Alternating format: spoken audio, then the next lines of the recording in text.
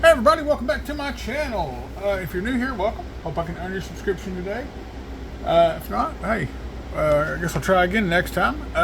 So I found this sitting in my drawer, one of my junk drawers, and it's been there for probably the better part of 7 or 8 years, to the best of my knowledge. Could have been longer. I really don't know. This is a 2017 Amazon Fire TV. They called this the Pendant. You know, pretty basic device here, HDMI in. Micro USB in for power, and I'm going to show you how to turn this into a gaming powerhouse, given what it is. You know, I'm not going to say it's going to play PS3 games or anything like that, but we should be able to get PS1 and below working on this pretty good. All you'll need is your Fire TV, of course. You'll need an OTG cable. These are a couple bucks on Amazon. Basically what it does is it intercepts the power. You plug the power in through this wire. Flash drive here, and you plug this into your device, and it gives you external storage. Flash drive, I'm just going to use a cheap USB 2.0, 64 gig today, but you can use others. And then, you know, a wireless game controller of your choice. I just happen to have several PS4 controllers laying around that we don't use anymore, so I'm going to use that. So you see if we can get out of this super cheap. So first things first, let's see what kind of condition this remote is in. Okay, the thing's toast. Let's see if I can clean that up, and I'll be right back. Alright, we're back with some fresh cheap batteries from next door to Dollar General. And yeah, so we're going to get started with that. And I'm going to show you how we're going to get there. Alright, forgive me, I've not got all the fancy stuff yet, so we're going to have to do this in a weird way here. We're going to get it done. We're going to get this thing set up real quick. USB power insufficient. Let me handle that. Alright, so I've taken care of that. Sorry about the glare. Like I said, I'm new to the capturing, but we'll get there. But I'm going to let this boot up, and I'll be right back with you, okay? Okay, so we're all booted up. I'm going to make a secondary account here for Amazon, something to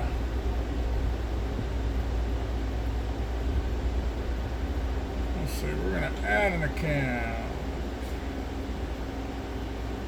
Create account. Alright, so we should be good.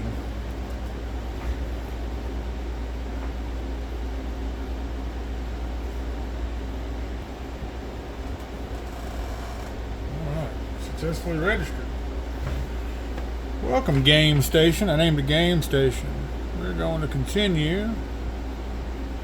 Say Wi-Fi password to Amazon. Nah. Don't really need the Wi-Fi for this.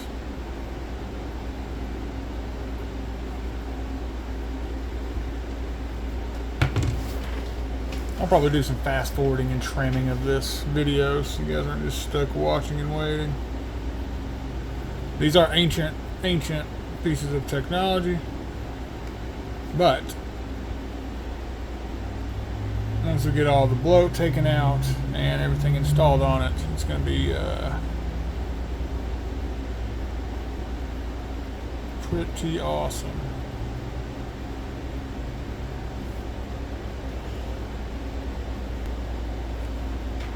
Alright, we got through all that stuff. Now we're here. Alright, we're into Game Station.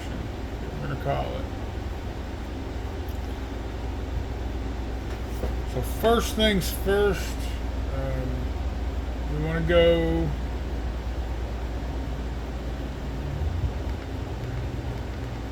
into apps.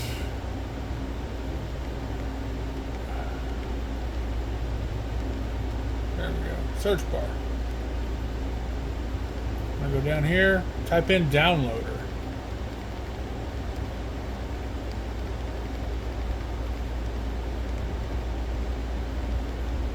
There we go.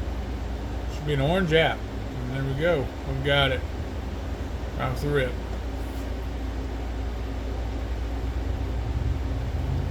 Where you get it?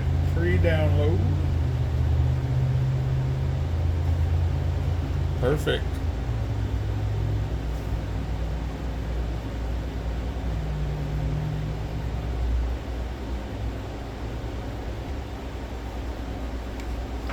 Let's open up downloader here. Yeah, I'll allow that for sure.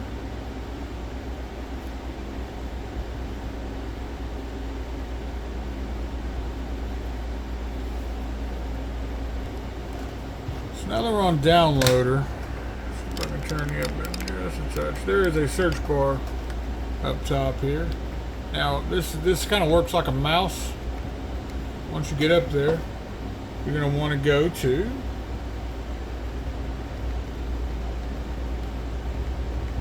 retroarch.com.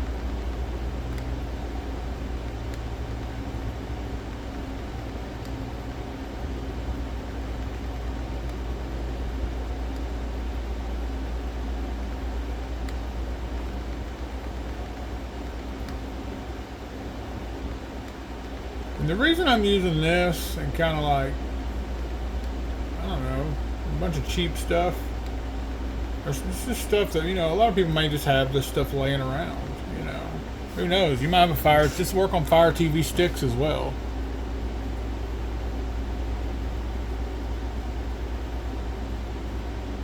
Okay, so it's going to take it a second, go do its thing, of course. I'm going to go over here to download. This thing's actually running a little smoother than I thought. But yeah, this works on a Fire TV stick just the same way. So let's go ahead and download. So if you're using a Fire TV stick or a Fire TV box or anything like that, it's an Android operating system, okay? And you're going to want to do the 32-bit version of the Android. If it gives us an option, I'm not sure what it's going to do.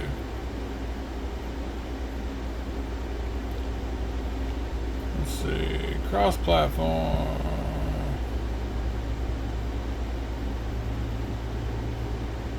Okay.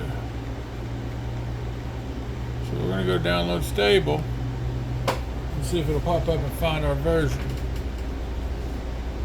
Okay. It's like it knew already.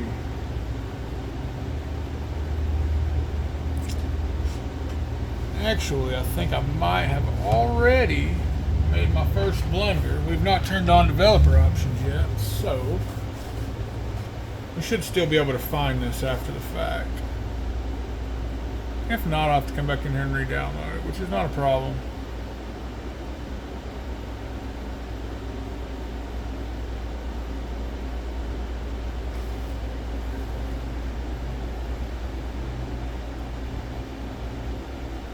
This thing's not moving bad either for what it is. And as old as it is, I'm kind of impressed with it.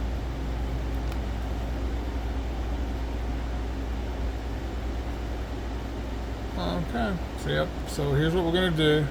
I'm going to hit home. We're going to go to our settings.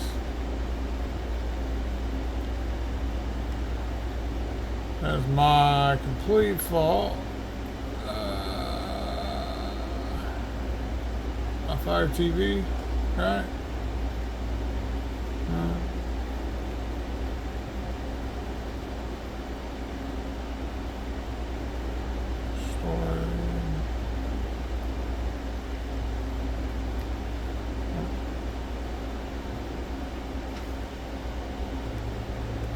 So once we're on this, we're just going to hit, there we go.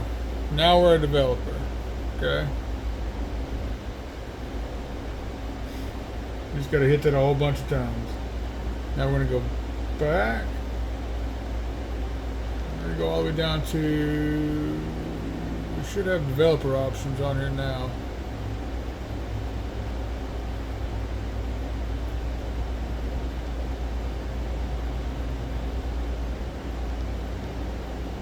There it is, developer options. Install apps from unknown sources. We're going to turn that on, okay?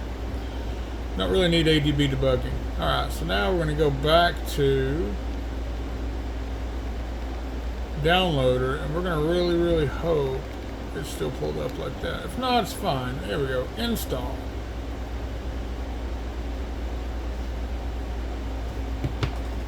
My little blunder there actually kind of might have worked. There we go. So yeah, we're going to install RetroArch as soon as this loads up here. Once this is all loaded up, this thing is going to run so smooth, it's going to blow your mind. Alright, so we're installing RetroArch. Or Arch, however you want to say it. I'm not really sure how to say it.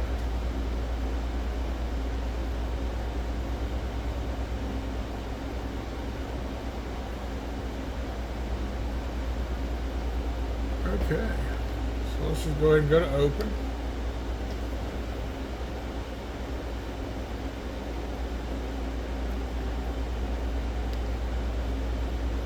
Yes, let's allow that.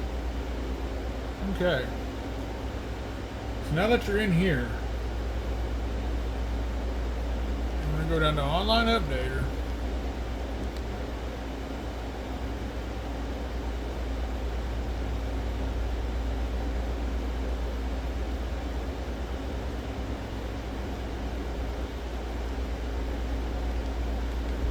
Basically, all that does is it, downloads all the updates and things like that.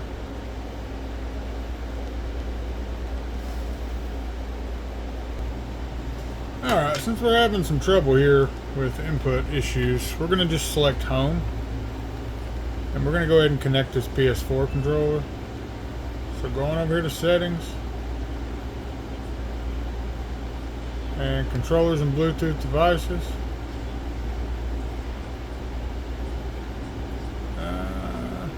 I guess we'll try Game Controllers. So on my specific controller, it's Share and the PS button to open up the pair mode. There we go. Instantly we've got wireless controller. Alright. It's pretty cool. Don't want to disconnect it. Okay.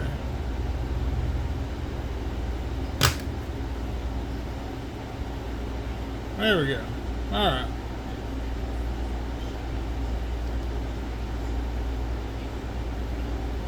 Alright, we're all connected with the controller now. Alright, now let's go back to RetroArch here.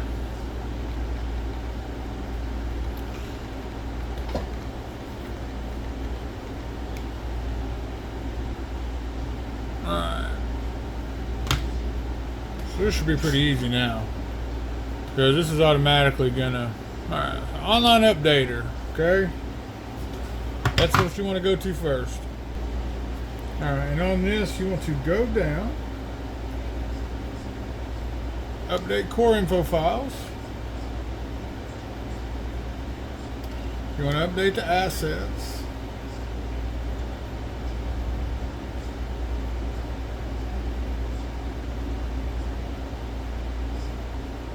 Okay, and you want to update databases.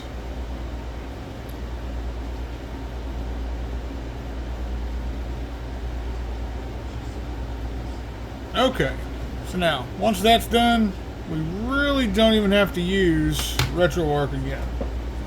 So basically what we're going to do now is we're going to go back to Downloader. Now if you like RetroArch's menu, by all means, use that menu, but I'm going to show you an even better one. As long as we can get it to work on this thing. I'm assuming it will, but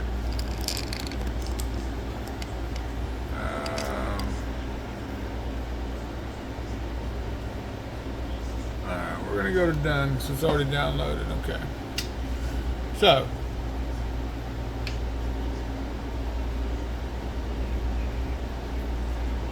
yeah, that PS5 controller or PS4 controller is going to make this a lot easier. So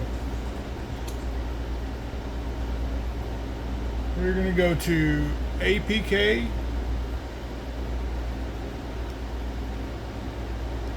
Pure, assuming it's going to work like it's supposed to, .com.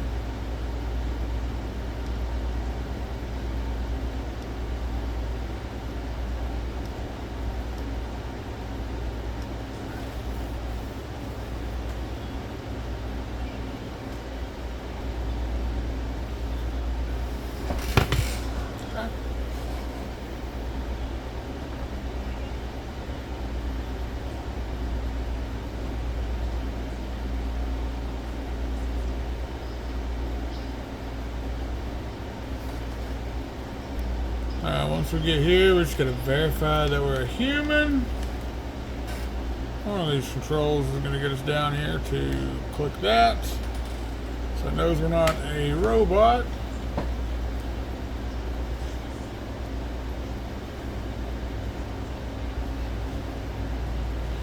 Verifying successful.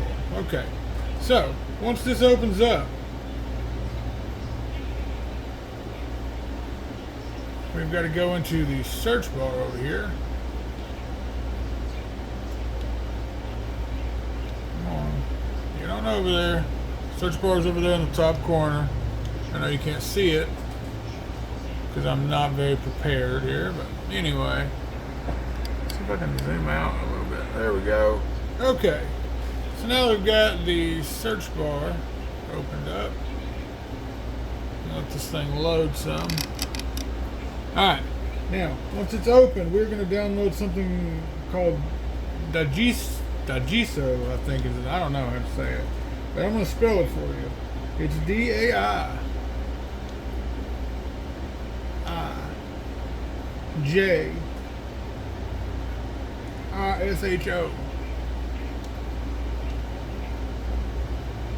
And we're just going to hope it's still on here. Should be. Don't know why it wouldn't be. 20 apps were found. And there it is. Oops. So basically this is just going to act as a front end. And it's just way nicer than RetroArch. Now if for some reason this fails, we can always go back to RetroArch and use the, you know, the normal things for them.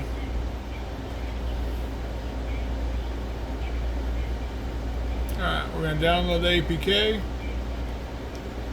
right here. This is going to be, we're going to do this just like we did RetroArch.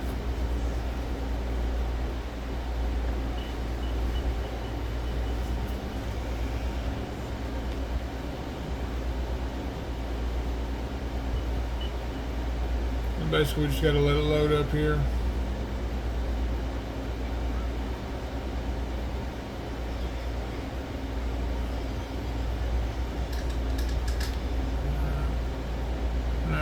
Clicking there to continue. Sometimes on these little sketchy sites like this, you got to click it more than once because there's pop-ups and ads and all that. No, you're going to close these every time. There we go. We're downloading our file finally.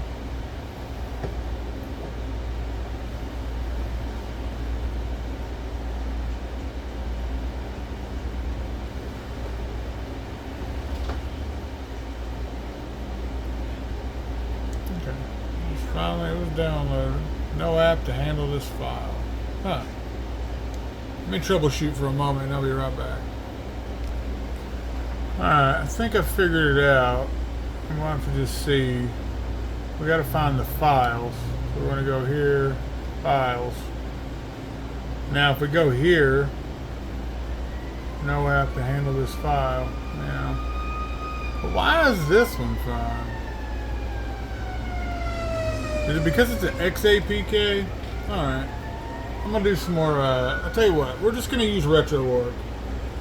Lots of people like RetroArch. I like RetroArch. So let's just do this. I'm going to show you guys how to go from here. First off, we want to add RetroArch to our main screen here.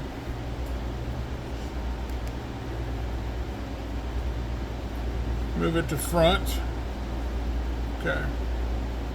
So, now we're going to switch from this to the PC. Be right back. Okay, here we are. So, what you want to do is plug in your flash drive. Over here, we're going to check the properties, make sure I'm using the right one. I am. And we want to format this to FAT32. Okay? So, that is not always the easiest thing to do. But, if you have an app called Rufus, which is what I use for it. So it's Drive D, 64 gigabytes, ISO.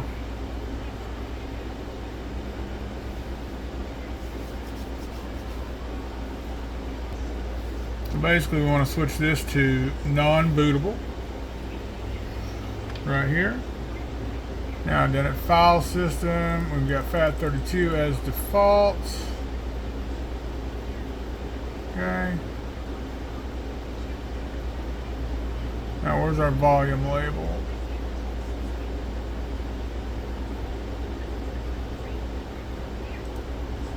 What's this? No, I'm not doing that. Alright, once it sets to set up the non-bootable, we're going to hit a file system, large FAT32. Okay. Volume label, I'm just going to name it retro for fun, and we're going to hit start. Yep, it's going to be destroyed. I get it. Okay. Got a whole bunch of weird stuff on my PC here. Don't mind that. All the different things.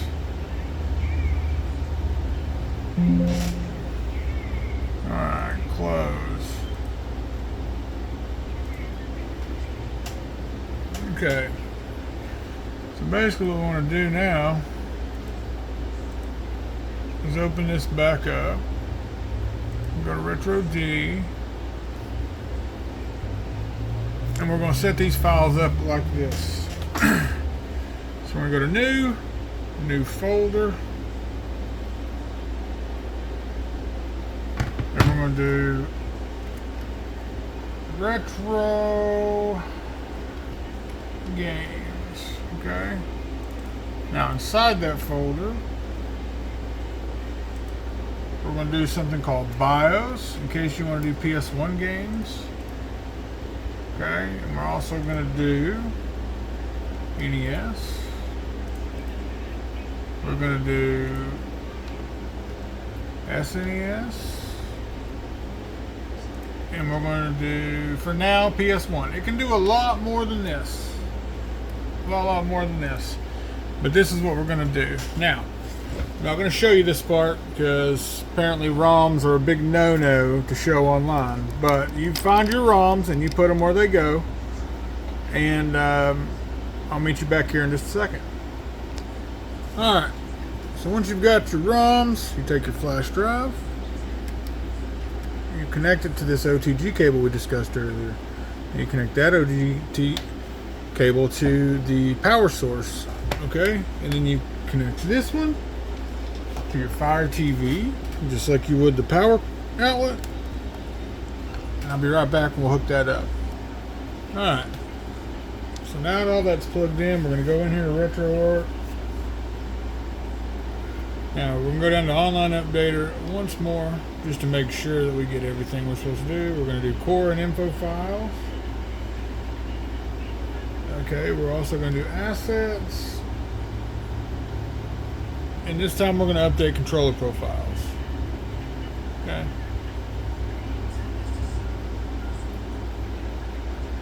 We'll let that finish. Just running and running and running. Alright. So now we'll go back. Now we're going to go to, actually we're going to go, okay, core downloader here. We're going to fetch a core list. Alright, so we want to find one for the PlayStation. So we're going to go to PCSX. Actually, you know what?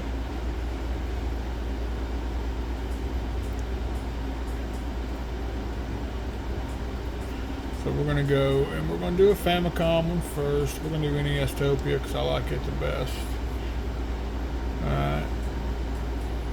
Now.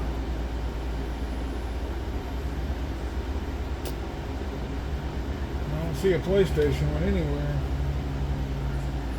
Oh, it's probably inside an S. So we'll go to SNES. Sony PlayStation. We'll do rearmed. Alright. Now I'm going to find the one for the Super Nintendo. There we go. Right in front of my face. Now, I like SNES 9X, so we're going to use that.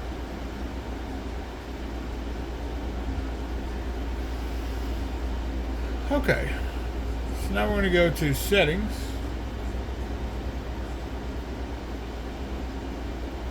We're going to find system BIOS.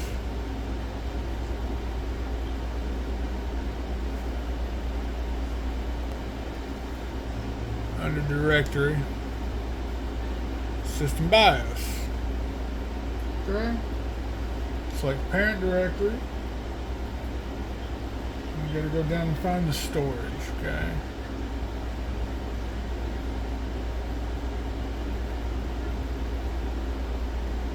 Downloads, back.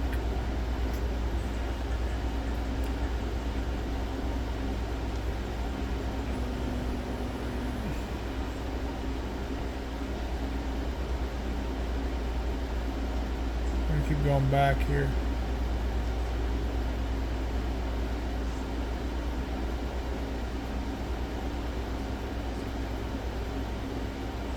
Until we find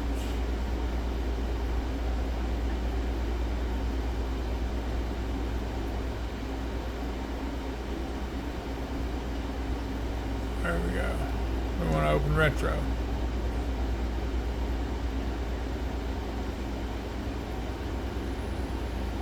Retro games.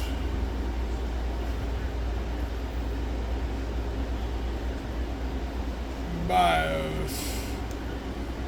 We're going to select that.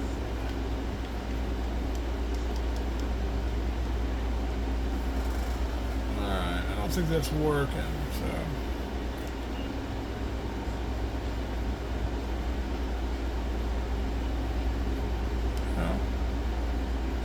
We're going to find it.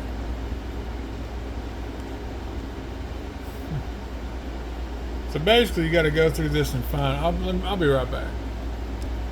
Alright, so we're going to keep using parent directory until we find storage.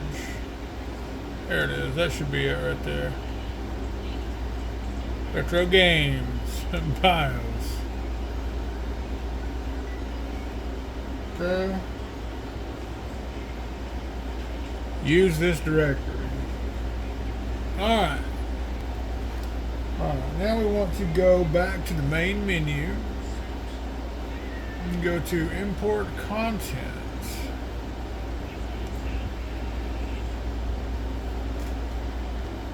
Alright, so now we're going to go to just load content. Okay.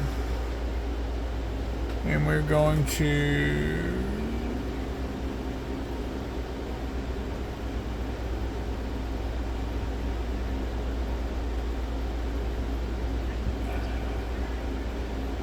go right here, retro games.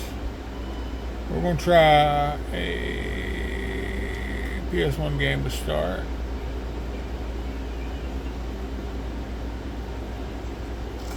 This is my favorite game. We're going to see how a PS1 game will run on this thing.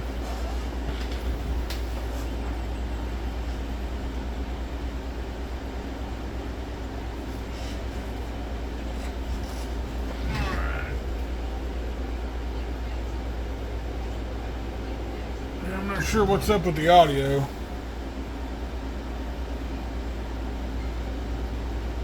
I want to go back and figure that out.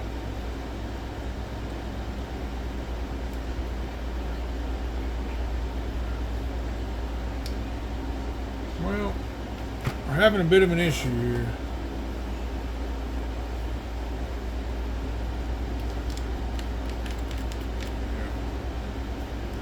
I've not mapped the buttons, and that is my fault. Bear with me. Well, I was wrong. I just had to keep pressing the button to get it to turn on. So here's what we're going to do. I'm not sure about audio. We're just going to name ourselves A here.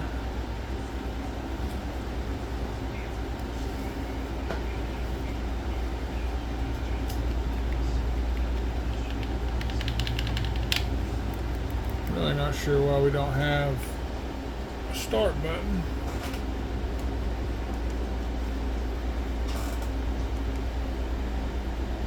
There we go.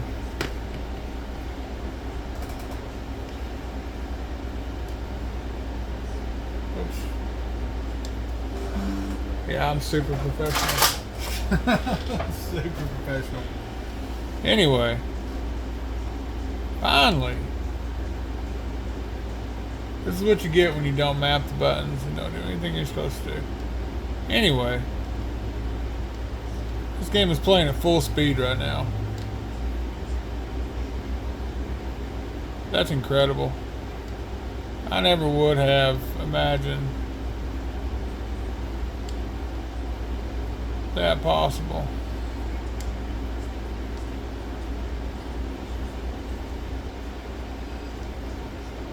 Wow. Okay, well, let's close out of this and go back, I guess. So I'm going to use this to see if I can. There we go. Goodness gracious. I gotta map these buttons better. So we're gonna close that content.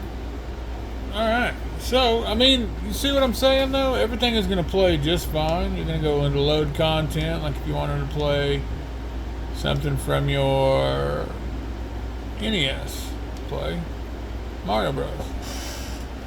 Mario Bros is gonna run like nothing you've ever seen in your life. But I still didn't.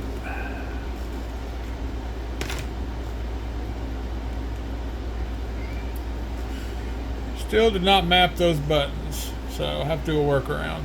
Anyway, we're gonna figure out how to get the sound going. Oh, I know why the sound's not going. The sound should be fine. This is on my monitor, my PC monitor. So here you have it right here. So everything's working fine. Games are flying through this. You just got to map the buttons. Like right now, I'm using this for jump, which I do not like. So, but that's it. You can go in and map the buttons really easy. I'm going to show you how.